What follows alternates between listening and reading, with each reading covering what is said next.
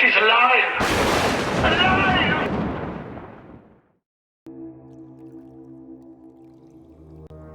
Everyone remembers Hurricane Katrina.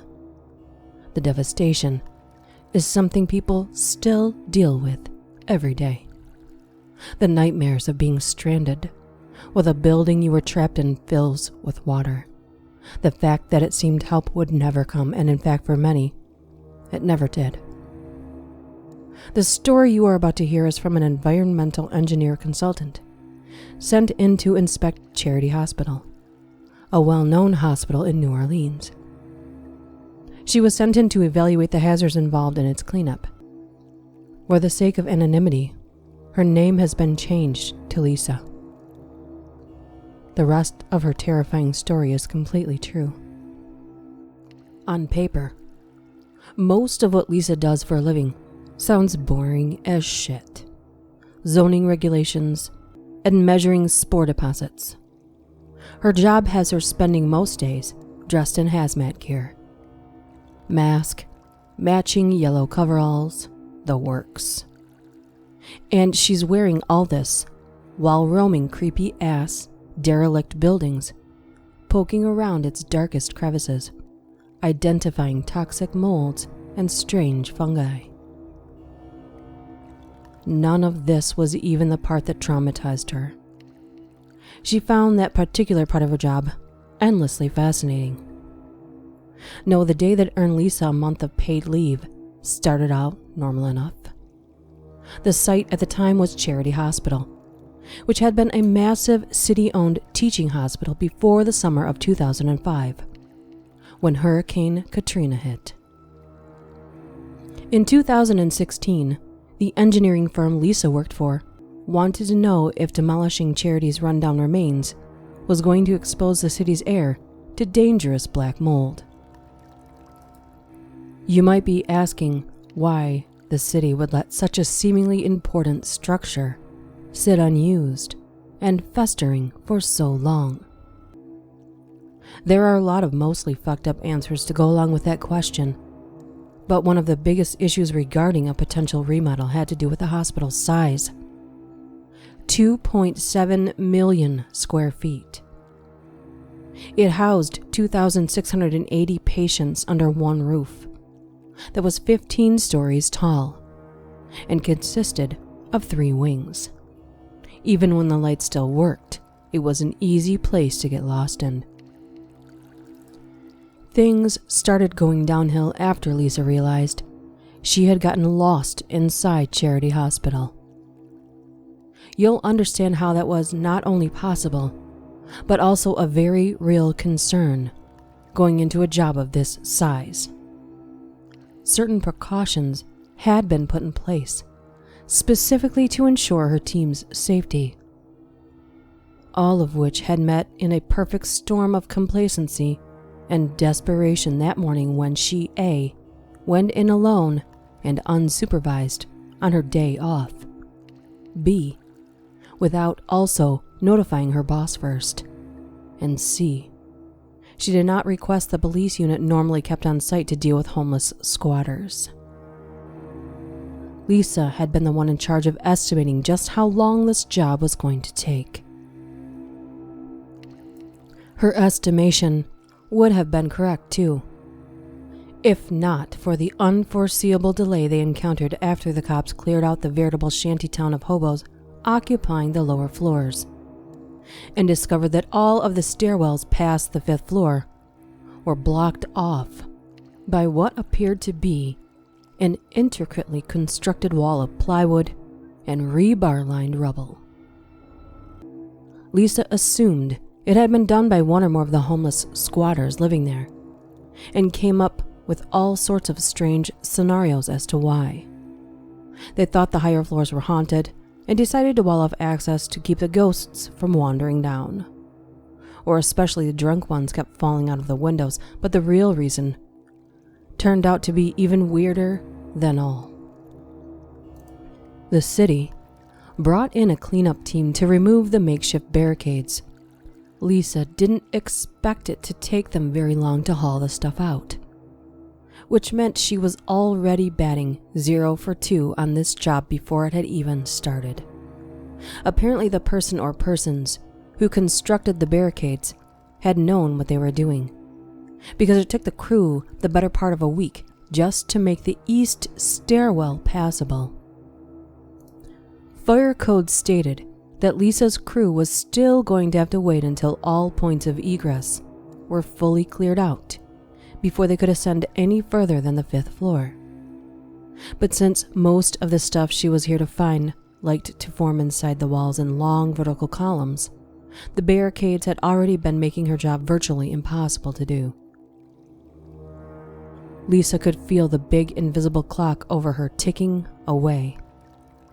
An entire week inside with practically nothing to show for it was going to reflect badly on her, regardless of the reason, and she knew it. So, that Friday afternoon when Lisa got the call from one of the cleanup team's foremen saying they had finally freed up one of the store wells, it was all she needed to hear. The fire code could go fuck itself. Lisa called around and got a few of her best people to agree to work that next day, which was a Saturday, at time and a half. They wouldn't even have to come in until noon, and she even promised to pay for drinks after as an added bonus.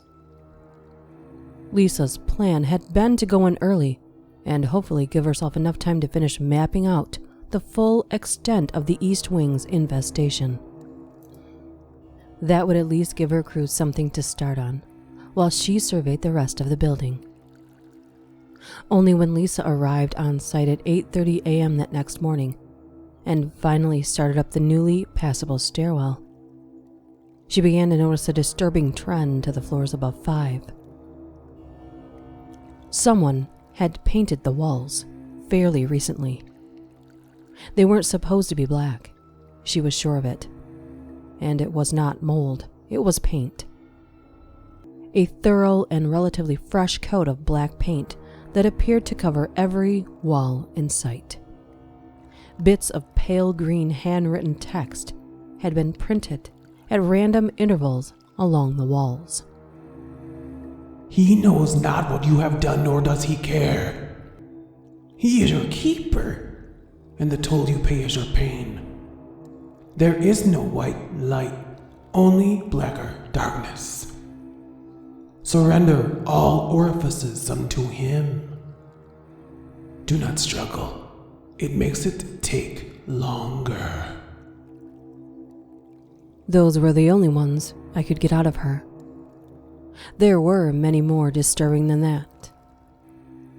She told me these little snippets of text were written all over the walls. That was when the thought finally occurred to her that since the police couldn't actually get to this part of the building on their original sweep, there was no real telling who or what was still running around up here, but apparently someone had access to these floors and recently, judging from the redesigned interiors. Curiosity forced her to push this unsettling thought aside as Lisa kept climbing the stairs in a befuddled daze, doing a quick scan of each floor she passed to try and determine just how much of the hospital had been painted over. By the time she reached the 10th or 11th floor, the curious part of her had grown even pushier, drawing Lisa out of the stairwell and into the hallway. All of the doors had been removed from their hinges, allowing Lisa full view into each room that she passed, and she saw that the walls in there had been painted black as well. Unlike the rooms on the lower floors, which were mostly littered with dust-filmed remains of assorted hospital clutter, these spaces appeared to have been relatively well maintained. Exploring this part of the hospital was not unlike walking through a ghost town, and it was this realization which creeped out Lisa enough that she finally decided to head back down and call the cops from her cell, which she always left in her car while on site, because the last thing you want to do to a device that you regularly press against your face is expose it to toxic mold spores. Lisa spent about 10 minutes trying to locate the east stairwell before realizing she had gotten herself lost in the process. It was while she was attempting to retrace her steps that she heard what sounded like meowing kittens emanating from a nearby room. Lisa glanced inside the room and spotted the plain wicker basket on the floor at its center. This basket was the source of meowing, and her love for animals momentarily outweighed her better judgment. Lisa took a few tentative steps into the room, and as she inched closer to the basket, Lisa saw the hollow-eyed, nearly mummified corpses of several long-dead kittens stretched out alongside a dusty tape recorder, emitting the meowing which had lured her in here. Why? Why would someone ever create something so perfectly horrible? And why would they then hide it all the way up here where nobody could see it? She was thinking this to herself, and the voice corrected her sounded eerily confident. Where you could see it. Lisa glanced around as she started to back away from the basket, and her gaze froze when it came to a pile of folded gurneys and rusted IV stands haphazardly crammed into one corner of the otherwise empty room. She had spotted a pale face watching her from inside the pile. As Lisa's eyes locked on his face, the face suddenly shouted, "Aw, shit! You can see me?" And then before she could answer, the face continued, "Did they do that to you?" Though the initial shock had her standing there fixed in place with her heart pounding, the face's harmless tone was still somehow able to surprise her, and Lisa couldn't help but respond with a curious tilt of her head. There was a screech of metal on linoleum as the pile shifted enough for one pale, emaciated arm to slither into sight and gesture at Lisa as the face clarified. "Your deformities." Lisa realized he was referring to her hazmat mask and told him what it was, though the face's only response was a blank stare. She asked him if he was the one who painted the walls, and the face laughed like that was the funniest thing he had ever heard, prompting Lisa to ask what he was on. "Sleep deprivation mostly. Plus whatever they gave me the last time I got caught. Been a few days, but it still hasn't quite worn off. Why? What are you on?" "Nothing." "They put stuff in the food, too. Even if they released you clean, if you ate any of the MREs lying around." The face said as the hand still protruding from the pile pointed down, drawing a circle at the floor. "They inject those with stuff, too." "I haven't eaten any of the MREs." "Guessing you haven't been here long then. You'll see. It's not so bad if you know how to hide." Still too stunned to do much more than keep the flow of this weird little conversation going, Lisa shook her head and very plainly told the face, "Nobody released me anywhere. I'm working with a crew to remove hazardous molds and fungi from..." The face looked as if he had just solved some kind of vital equation in his head. His wide eyes grew even wider as he interrupted her to shout, "You unblocked the stairs?" "Just in the east wing," Lisa replied. A chorus of more scraping sounds followed, which eventually resulted in the pile of hospital scraps birthing a scrawny naked man, with more of that awful red writing covering his body. Lisa told me that, "For a good time, rape here," had been printed on his back in big block letters, with an arrow pointing down to the man's ass. But she did so with a mixture of hesitant pity and genuine compassion. He looked young, maybe late 20s at most, though it was hard to tell through the long scraggly hair framing his sweaty, slack-jawed face. The man practically jumped to his feet as soon as he was free of the pile and flew past Lisa as he hurried through the open doorway, screaming, "We have to go. Now. They probably already spotted you." "Can you get us to the east stairwell?" she shouted as she pursued him out into the hall. The man nodded and motioned for her to follow as he continued down the corridor. It was then that, and I wish I was making this part up, ironically because I would have probably cut it for being too unrealistic. The hospital's PA system crackled to life and began to blare the first chords of DMX's X Gonna Give It To Ya, sending Lisa's guide into a full-on sprint. "They know where we are!" The man screamed and Lisa hurried to stay behind him. As they finally reached the east stairwell and she watched the man start to descend the steps, Lisa couldn't help but emit a relieved sigh. She glanced back out of sheer reflex to see a large human-shaped figure drop down through a gap in the hallway's ceiling tiles. The figure had a chunky build, which was easy to discern through the black full-bodied leotard it was wearing. Yet, it seemed to move with the grace of a stalking jungle cat. An archaic-looking wooden devil mask covered the figure's face, and a child's plastic tiara encrusted with blinking LED jewels was perched at an angle atop its otherwise bald head.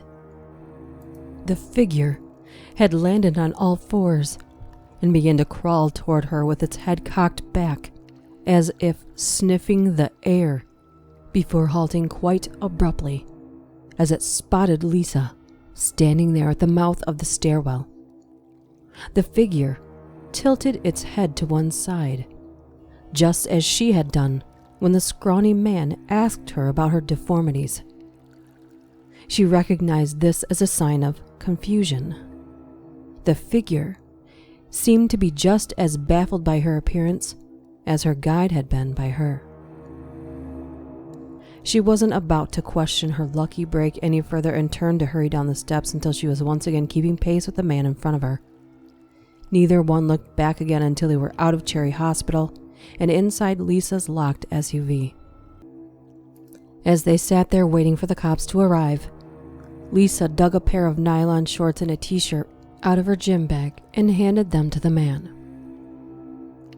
After thanking her profusely and pulling them on, the man sat there and explained his whole horrific ordeal to her.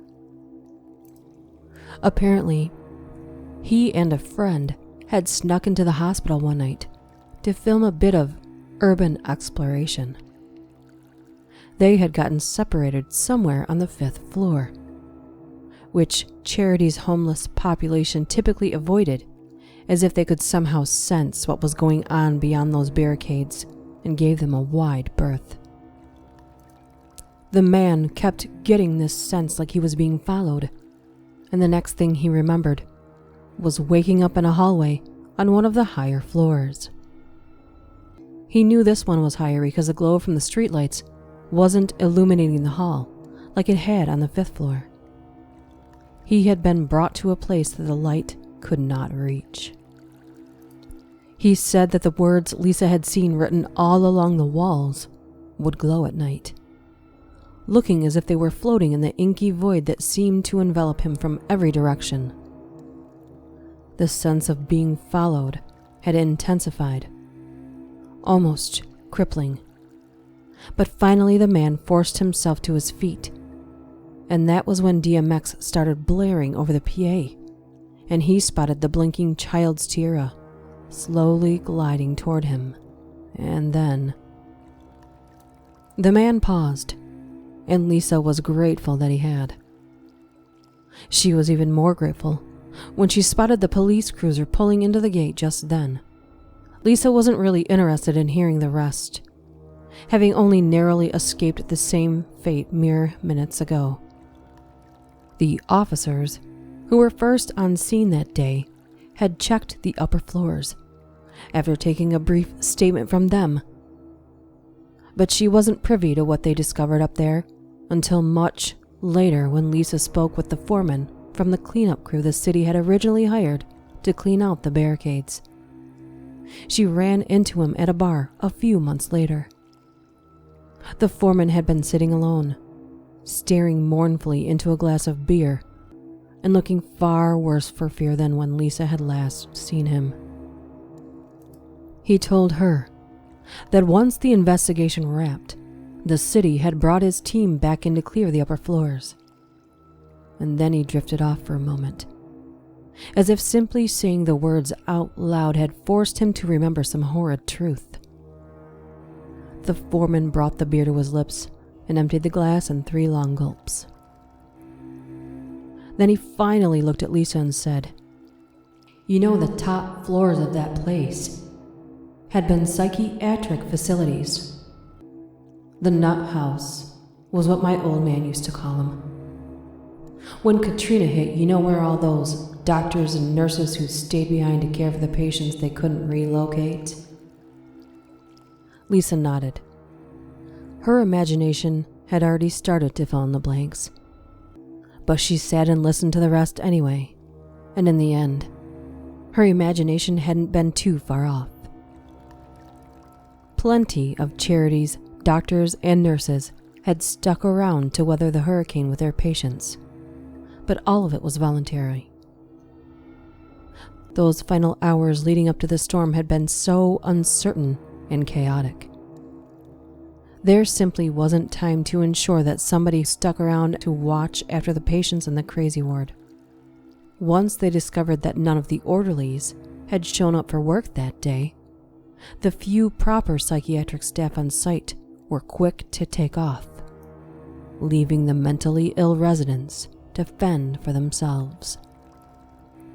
After the storm made landfall and the power went out, things officially went from bad to worse. Without anyone to provide food or regular medication to them, the more unstable of the bunch resorted to cannibalism, and with no power to hold the electronic locks in place, there was no longer anything to keep them from sending hunting parties down to the lower floors.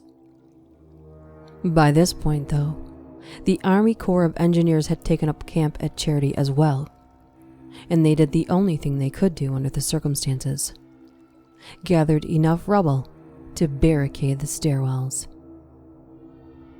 It's difficult to imagine that anyone stuck on those upper floors could have survived for as long as it took the city to return to normal after Katrina, even if Charity had been able to reopen immediately after. But apparently, someone had survived up there, even thrived by the look of it. Whoever these hypothetical last cycles standing were, they had eventually grown lonely and took every opportunity they got to bring new guests to the party.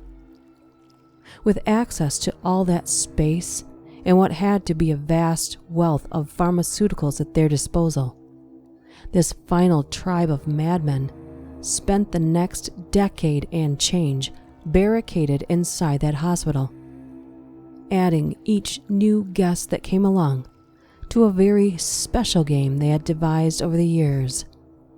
A game that could be best described as a prison rules version of hide and seek. You may be wondering how they were even getting new people past the barricades in the first place.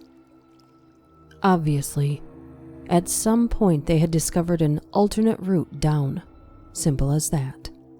The real question is, what kind of people would have a way out of that living hell and voluntarily choose to keep it going instead? But of course the answer to that is even simpler. Unmedicated, undetected, severely mentally insane.